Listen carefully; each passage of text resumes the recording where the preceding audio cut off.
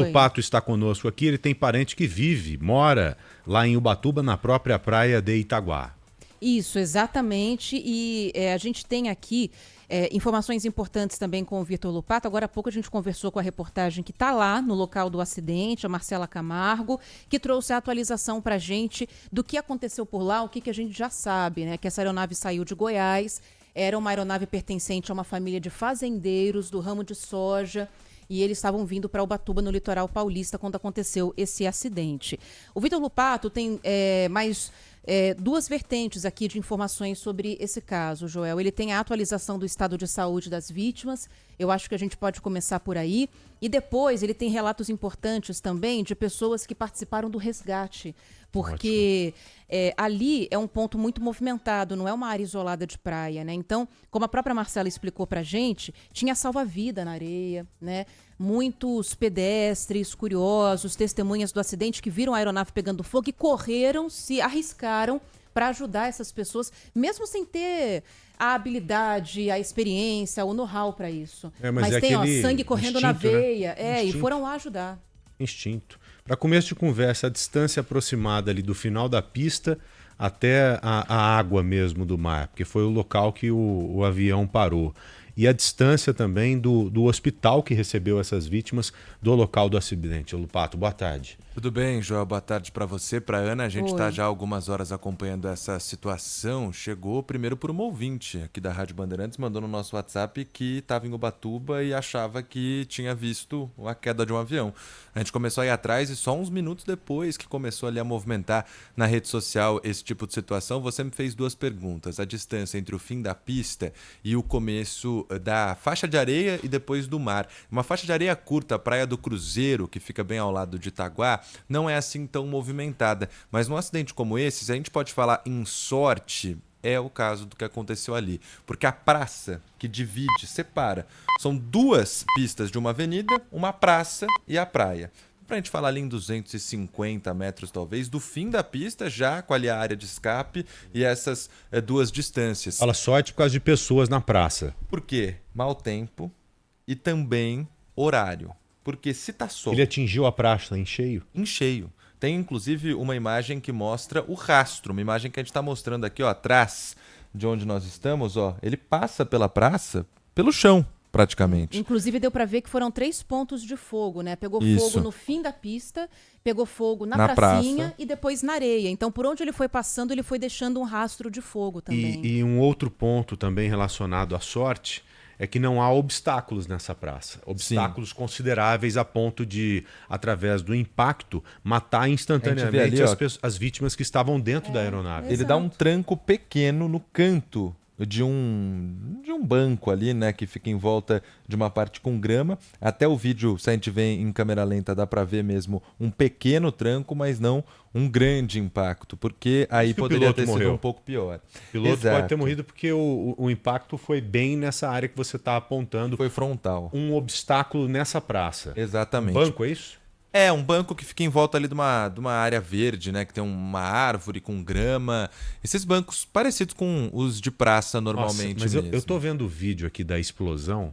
É difícil acreditar que pessoas tenham sobrevivido a essa explosão. Difícil. Porque a imagem, não sei se vocês viram, é algo impressionante. Uma explosão de grandes proporções que toma conta totalmente da aeronave. Vitor. Agora, fim de tarde e quando tá calor, pleno janeiro em Ubatuba, se tivesse um sol, ia estar lotada essa praça. E se fosse fim de tarde, ia estar lotada também, porque as pessoas frequentam, tem comércio ali na região. Itaguá é a região central de Ubatuba, onde você tem comércio popular, onde você tem restaurante, tem tudo o que você precisa. E é a temporada. A cidade tá cheia, continua cheia, mesmo com o mau tempo dos últimos dias. Então, se dá pra gente falar em sorte, a sorte é que essa praça não estava bem frequentada. Algumas pessoas apenas estavam passando por ali, não tinha tanta gente assim. Ana Paula Rodrigues destacou o estado de saúde das vítimas. Vamos lá. Confirmado, eu conversei com o médico responsável pela Santa Casa de Ubatuba, que recebeu 5 pessoas. Nesse avião, 4 sobreviventes, que são uma família, pai, mãe e um casal de filhos. Vamos começar então Primeiro, pela quinta vítima, que estava na praça. É a vítima pedestre, que está bem. Na verdade, foi o reflexo do acidente que acabou lesionando essa pessoa. Passou por um atendimento, continua sendo acompanhada pela equipe da Santa Casa, mas não apresenta um quadro grave de saúde. As duas crianças, a menina, a criança mulher, ela está em estado grave, muito delicado, tem múltiplas lesões, precisou ser sedada pela equipe, não estava conseguindo se comunicar com a equipe de médicos e uma equipe do Águia já está a caminho de Ubatuba para transferir essa menina para o Hospital Regional do Litoral Norte, que fica em Caraguatatuba. Essa menina, nos próximos minutos, vai deixar a Santa Casa de Ubatuba e vai para Caraguá. O menino, irmão dela, não está tão grave quanto a irmã, tem uma provável lesão pulmonar, está acordado, mas também não muito consciente, não consegue conversar com a equipe médica. Também será transferido para a UTI do Hospital Regional de Caraguá, mas a prioridade no momento é a menina. Então, na parte da tarde, deve acontecer a transferência deste menino. O pai deles, que é o homem adulto que foi resgatado, é o que apresenta o melhor quadro. Está bem, consegue conversar com a equipe médica, consciente, e inclusive relato de testemunhas já apontavam para isso, de que o pai é o que tinha saído do avião melhor, que já conseguia conversar ao sair do avião. E a mãe, nesse momento, está no centro cirúrgico da Santa Casa de Ubatuba. Ainda não há uma confirmação de exatamente o que ela tem, porque os médicos emergencistas a receberam e já a levaram para esse centro, mas é claro que por estar passando por uma cirurgia, também tem um quadro de saúde grave e delicado. Dificilmente não tem fraturas, né? Exatamente. Pelo impacto. O médico que é responsável pela equipe da Santa Casa, com quem eu conversei, disse que são muitas lesões pelo impacto. Então dá pra gente falar em lesão abdominal, que pelo que ele disse é muito comum nesse tipo de acidente, e lesão pulmonar também, pelo impacto da batida. As fraturas, querendo ou não, quando você tem uma lesão abdominal ou pulmonar, são o segundo plano, né? Não são tão sérias assim para serem tratadas neste momento, porque os pacientes têm um quadro de saúde delicado. Falou de 5 vítimas até agora. Isso. Uma que estava fora e 4 dentro da aeronave. Uma mulher e uma criança, a menina e mãe, que estavam na praça, não precisaram de encaminhamento para o hospital. Foram atendidas no local, foi só ali mesmo o susto, foram atendidas, mas não deram entrada na Santa Casa. Então a atenção é só para quem estava dentro da aeronave. E uma vítima que continua sendo acompanhada pela Santa Casa, vítima pedestre, estava na praça, uma mulher adulta, mas que não tem nenhum tipo, não corre nenhum tipo de risco. Menos mal. As 4 do avião mesmo são as que estão nesse momento com o quadro mais tá pior, delicado. Provavelmente. A menina e a mãe. Você sabe a idade? As idades das crianças? Então, não dá para informar porque elas não estão conscientes. O pai respondeu, diz que tem entre 5 e 7 anos. Ai, muito pequenininha. Exato. A gente até conversou com algumas testemunhas, mas a gente não conseguiu essa confirmação exata da idade das crianças. Talvez o menino seja mais velho do que a menina. Mas, apesar de grave, tem isso na medicina, né? O estado de saúde das duas crianças é grave, mas é estável. Desde que eles foram retirados do avião, eles não pioraram. Isso. Então isso é um sinal positivo para a equipe médica que está acompanhando. Deus abençoe. E pelo poder aquisitivo da família, uma família abastada, rica, de pessoas do agro, acho que é questão de tempo também, após a estabilização, fazer a transferência ou para o Hospital Albert Einstein ou Sírio-Libanês aqui em São Paulo. Capaz. A prioridade agora é esse atendimento mais próximo possível e mais especializado possível. Até para estabilizar a ponto deles poderem fazer viagens mais longas, né? Porque de Ubatuba para Caraguá é coisa de poucos minutos, não deve dar nem meia hora de avião. Agora, de helicóptero, né, com águia. Agora, para vir para São Paulo é uma viagem um pouco mais demorada. Caraguá é a região, pelo que eu entendi, quando falamos de medicina, que polariza a região ali, que atende a grande região de forma especializada. Tem um hospital regional estadual, né? Que aí é onde o governo do estado aporta um dinheiro para colocar e atender ali a toda a região. Em Ubatuba tem só a Santa Casa. E há um ponto também interessante, que quando nós falamos de fraturas e hemorragias, esses hospitais públicos normalmente tratam isso com excelência. Porque acidentes de trânsito. Isso, né? Porque são profissionais que trabalham demais com isso. É todo dia, a todo momento. Razão. É uma rotina, né? Então, normalmente, o hospital público tem excelência nesse tipo de atendimento. Agora, Joel, uma coisa que fez muita diferença, até para essas pessoas terem sobrevivido e terem chegado rapidamente ao hospital, foi a ação de pessoas que estavam ali no local e viram esse acidente, né? Porque a gente poderia estar falando de pessoas que foram atingidas pelo fogo da aeronave e não foram. Tem uma imagem, inclusive, muito forte, mostrando um homem com uma camisa social, uma calça social.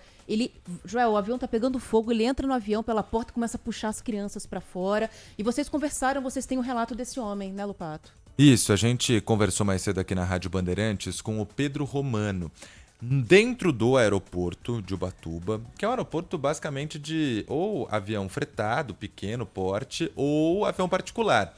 E também muito passeio para vista panorâmica. Existe ali dentro uma pequena praça de alimentação. São algumas cozinhas que eles alugam ali e fornecem comida para quem está frequentando. O Pedro tem uma loja de donuts, aquele doce americano, ali dentro. A janela da cozinha dele é virada para a cabeceira da pista, estava trabalhando normalmente. Imagina você nessa situação, quando de repente vê um avião passando numa velocidade altíssima, olha pela janela e vê a explosão. Ele correu para lá. Nesse momento ele falou, o sangue subiu, eu corri para lá, quem estava passando e estava bem também correu para lá, e a gente começou a tentar identificar o que estava acontecendo. Ele disse que nos primeiros minutos eles ficaram um pouco receosos, nos primeiros instantes ali, porque o avião poderia explodir, ainda havia muito fogo ali em volta do avião. Quando viram que a situação estava um pouco mais controlada, eles começaram a tentar identificar as vítimas, até que um dos voluntários escutou um grito e aí disse, olha, tem alguém. Quando eles foram ali para a janela do piloto, eles observaram o piloto batendo no vidro da janela que não tinha quebrado. Ele estava vivo ainda? Estava vivo. E aí é um relato emocionante, porque ele participou e contou que, na verdade, o que pode ter matado esse piloto, a água, porque começou a entrar água no avião e ele ainda se debatia ali dentro. Vamos ouvir ao relato do Pedro Romano, que participou desse resgate.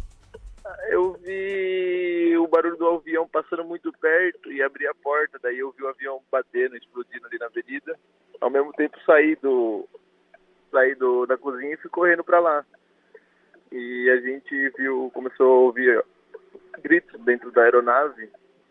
E na cabine do piloto ele bateu na janela, né, com a mão. Então a gente conseguiu enxergar a mão dele e pegou ferragem para quebrar o vidro. E até então o piloto estava vivo, porém ele ficou preso na ferragem de ponta cabeça. E como caiu na água, a maré começou a subir.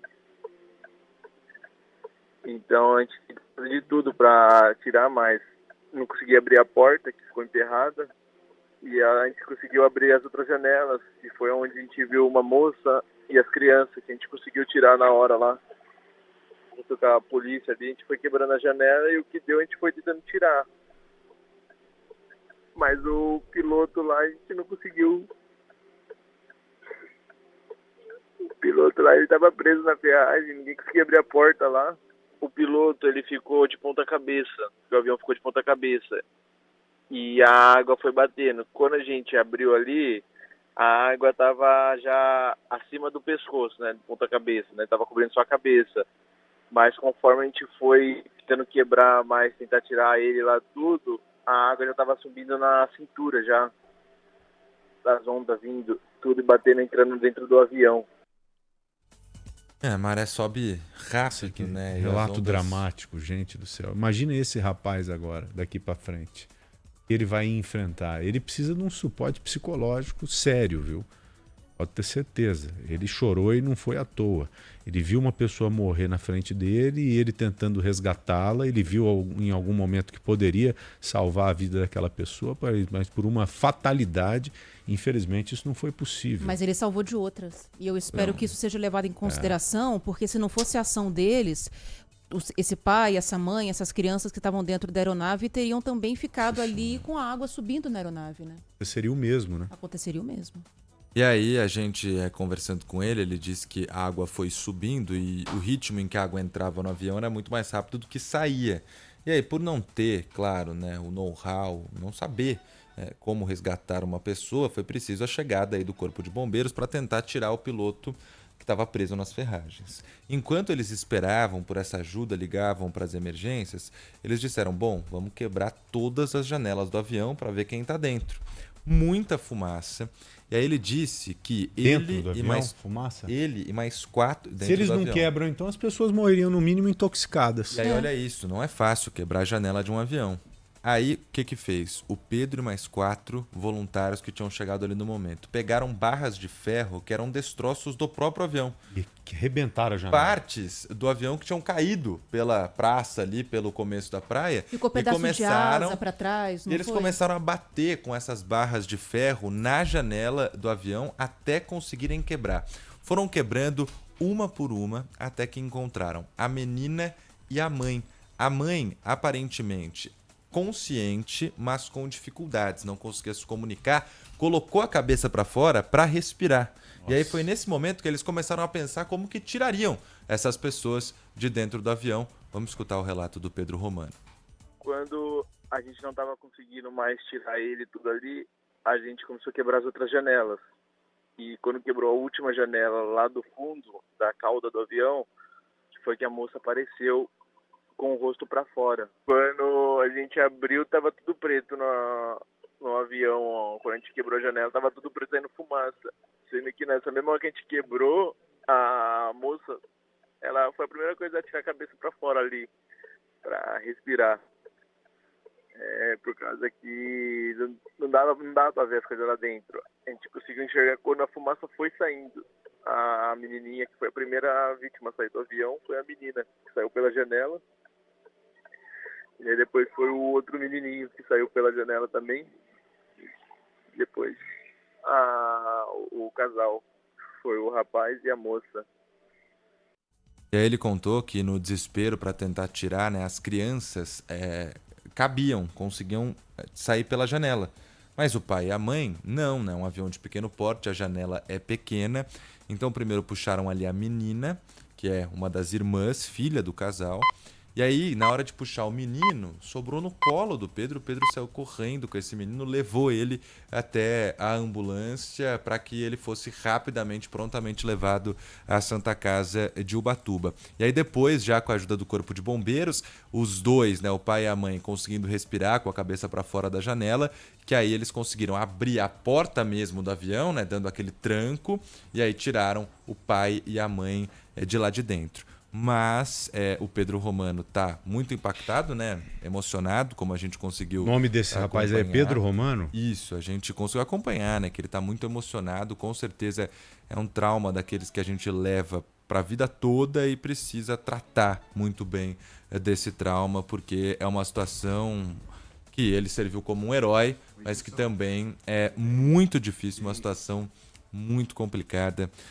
Depois desse acidente, a gente vai continuar monitorando junto às equipes médicas, Ana, Joel, a situação dessas 4 vítimas da mesma família que estavam dentro do avião e que estão sendo, neste momento, atendidas pela Santa Casa de Ubatuba. As 2 crianças, o menino e a menina, serão transferidas para o Hospital Regional de Caraguá, estadual, o hospital. A menina primeiro, uma equipe do Águia já está a caminho para realizar essa transferência, ela está sedada, teve que ser sedada pela equipe médica e mais tarde o menino também será transferido. A mãe está no centro cirúrgico, chegou para atendimento, foi direto para lá.